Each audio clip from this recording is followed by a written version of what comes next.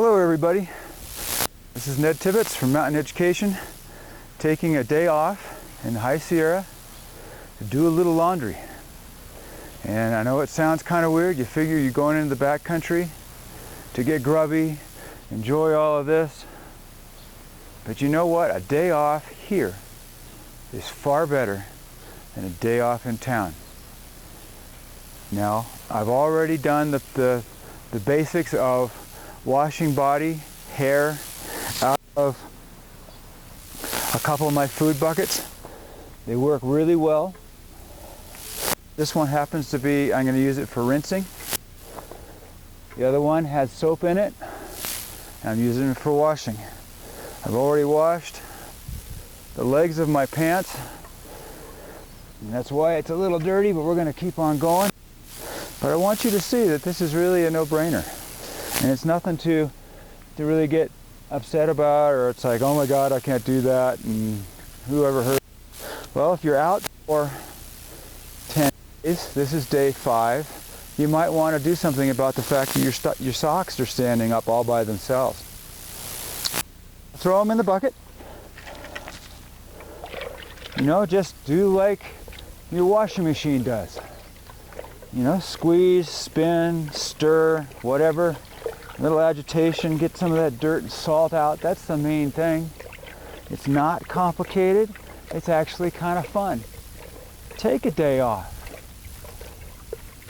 Sit on a rock and do as John Muir did right behind me on Tawny Point, Bighorn Plateau.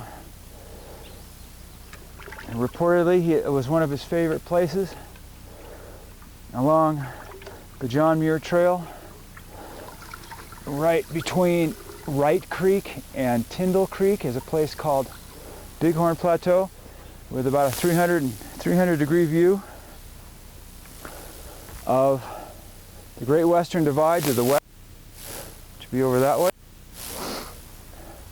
Mount Whitney to the east. So it's not a complicated thing to wrap your head around. Take some time, as Muir did. Take a day off, reflect, listen to the bird. There's a mother bird over there feeding her babies. Every time she arrives at the tree, they all start squawking and screaming. Listen to the creek. Mostly though, listen to what God's telling you, because He lives in everything He makes. He lives in the trees, He lives in the birds, He lives in us, if we let Him in. But on a laundry day, you're doing mundane things. Sort of the mundane that becomes a natural rhythm, a part of your lifestyle over the course of a long trip. So let it include doing laundry. Now you might ask, what do I use for soap? And for me, I just use that Dr. Bronner's Castile soap or something like that. I put it in a little squeeze bottle, because it comes in a bigger bottle. I suppose you can get them in travel sizes. And it's good for brushing teeth, washing body, washing clothes. It's good for everything. All you gotta do is read the outside of the original bottle. It'll tell you that it's good for a billion things and has been used from the beginning of time. But anyway, wanted to kind of just show in a video, this ain't so rough. Good for the hands, good for the body, good for the mind, good for the spirit. Now I know I haven't said yet, but I'm at Tyndall Creek. Tyndall Creek crossing of the Pacific Crest Trail and the John Muir Trail. And a little campsite right about tree line.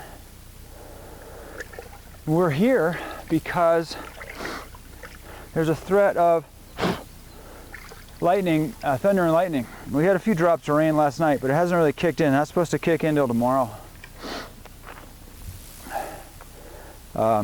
So right now, it being 10:20, got a few clouds in the sky. They'll grow, and hopefully turn into some excitement. Nothing quite like being up in God's granite cathedrals and listening to his voice echo in the light, in the thunder. Absolutely amazing. So, although none of us really want to get wet, and you don't want to in the backcountry because wetness can lead to hypothermia if you're not careful.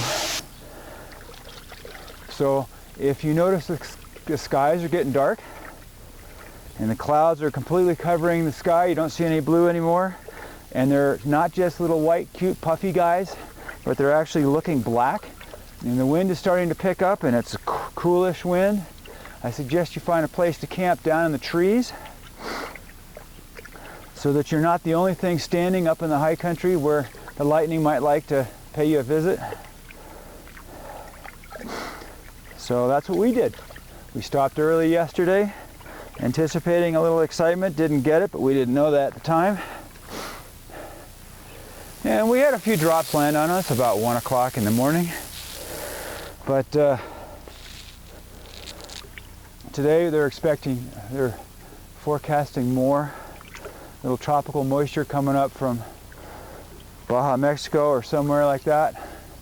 That usually is what brings the thunder and lightning and the rainstorms that we had so prevalent last summer, which was 2014. This is 2015. Today is the 27th of June. Beautiful weather. A lot of PCT hikers have earlier flipped and gone from Kennedy Meadows up to Chester, Northern California. Powder snow that we got in May, around the 1st of May, and it was impossible to wallow through. So they flipped up to Chester. Well, now they've been working their way down Tahoe, Yosemite, Kings Canyon, now Sequoia National Park, and we've bumped into quite a few who have said they've had just perfect weather. Now there's no more snow on the trail. It's been easy going. They'll go back up to Chester, which is the halfway mark on the Pacific Crest Trail, and they'll head north. And we've run into a whole bunch of John Muir trail hikers as well, heading north and south. So everybody's out here. We'll see a couple dozen a day, sometimes more on a real busy day, especially around Whitney or Yosemite. Don't forget to visit Mount Whitney. It's an incredible, commanding view on a clear day. Don't go up there if you see clouds building, of course. Be prepared for cold. There's no shelter. It's very exposed. Take lots of fluids and water or food, because it's quite a bit of an elevation gain, 4,200 feet from Crabtree Meadows Ranger Station, which is where we were. Guitar Lake is a piece of advice. Guitar Lake is extremely crowded. Yeah, it's real conveniently placed for a climb to Whitney, or to get over Trail Crest and down to Whitney Portal and go home. But there must have been 50 people there the night that we were in Crabtree Meadows, and there was probably about 30 people in Crabtree Meadows. So plan for a crowd, plan for a climb. Hopefully do Whitney without your pack. It's convenient to go out Whitney Portal, but that's a long drop, and it's very hard, you'll find, on knees. Your knees take quite a beating going downhill. So keep that in mind. Maybe thankfully your downhill will be with a largely empty pack. But in any case, let's get back to laundry and the mundane things. Take a day. Don't always be walking take a day